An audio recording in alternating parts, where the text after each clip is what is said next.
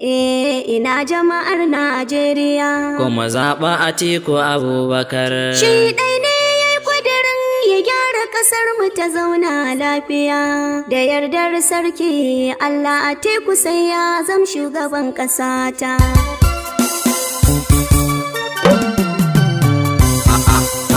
Jama'ar Najeriya, al'ummar Najeriya, ku zo mu bi tsarin gaskiya.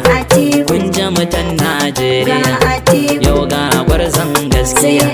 Kashin bayan Najeriya, gwarzo gangariya, mai ƙaunar Najeriya, shi bai da hayaniya. Waziri ka taka lafiya.